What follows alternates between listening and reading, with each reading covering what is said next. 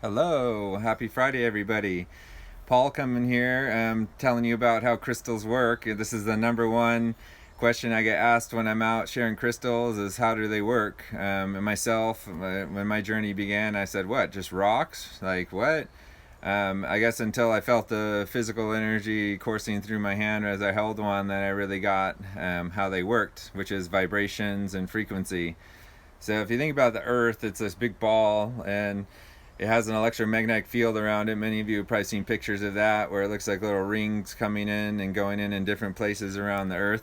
So that's the energy field that's in the sky, and when it connects to the Earth, where those rings connect, is connecting to vortex areas. Where there's a concentration of crystalline structure underneath the ground. That's how energy transmits under the ground. Crystals are essentially the planet's nervous system, and it's powered by the two interacting. And that's why when we go to vortex areas as electromagnetic conduits as well, we can experience different shifts and activations and things of that nature, healing, because there's amplified energy fields in those areas. So we can plug into the system. It moves through our chakra system, which is inside the body is a series of seven major chakras that energetically power different parts of our physical body, and also it's how our spirit travels through as well.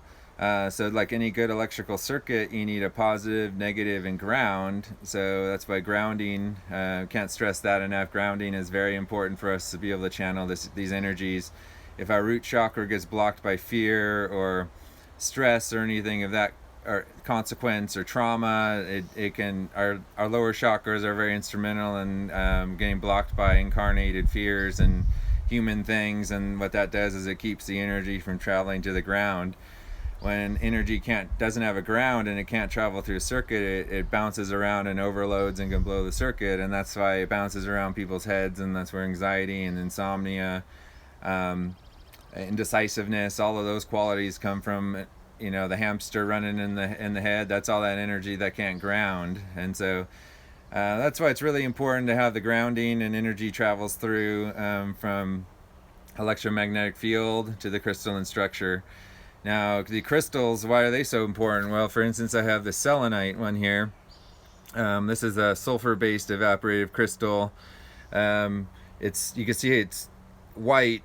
It's reflective, has a nice reflection to it, and it's glowing almost.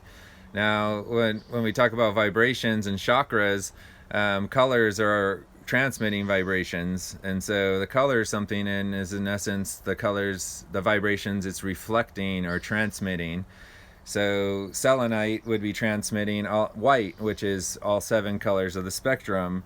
That would be why it interacts with the soul star chakra up above the crown.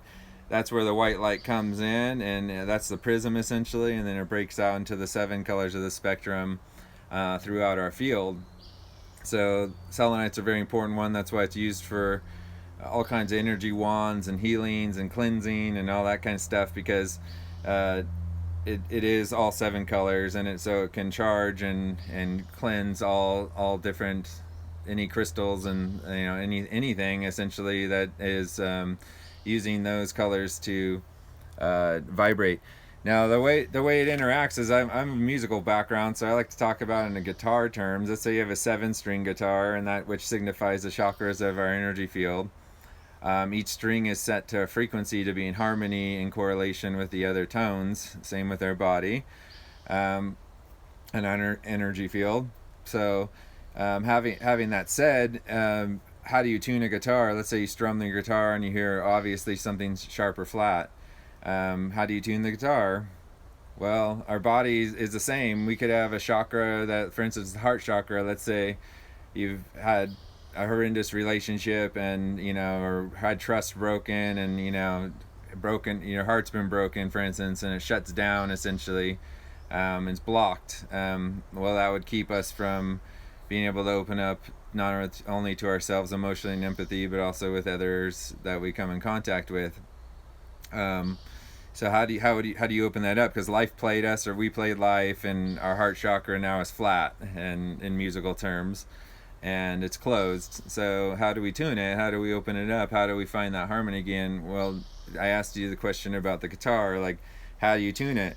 Well, you need a reference tone. Either someone else playing an instrument and that's playing an instrument nearby that can hit that note that's theirs is in tune, or you have a tuning fork or a tuner or something of that nature. So the earth gives us a few ways to do that. There's been sound therapy used for thousands of years. There's evidence of that.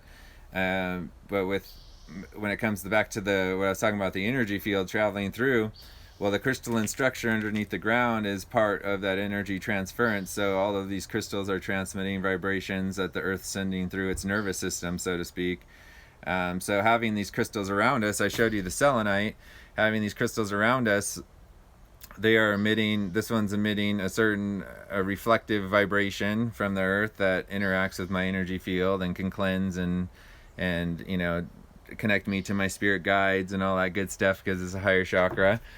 Black tourmaline, which black would be absorbing all 7 colors of the spectrum. So that's why black stones are typically grounding, and it has having to do with pulling the energy through the field and to the ground and protection and keeping us rooted on the earth and things of that nature. Very protective, very grounding.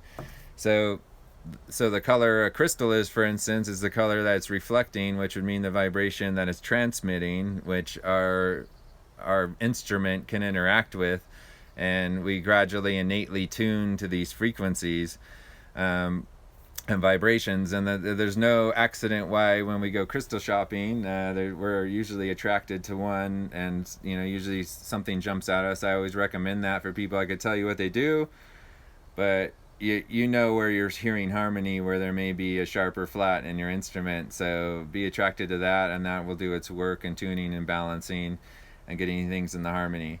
So in essence, that's how it works. Energy, the nervous system of the planets transmitting energy, consciousness, healing, knowledge, knowing, and all that good stuff to complete our purposes here and things of that nature. So the more we open up to these natural tunings and tune our instrument in the harmony, we'll be able to give that gift in harmony and in its peak optimization. So crystals are a great way to get there. That's why I'm calling crystal friends, because you can wear them, you can have them in your house, and anywhere you interact with them, you're going to be getting these benefits of harmony and tuning and healing. So yeah, that's all I got for you today, but lots of great stuff. Always here for questions and things of that nature. All right, everybody, enjoy your weekend. Bye.